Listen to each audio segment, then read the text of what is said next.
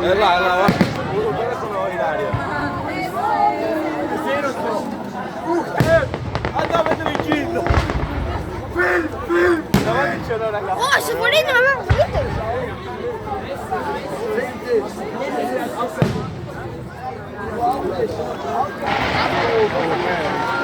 Dai, questo.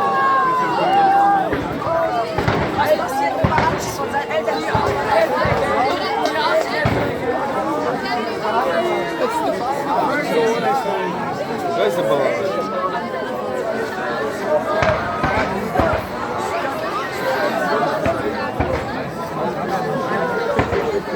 Sì, io volevo pure io, però non so.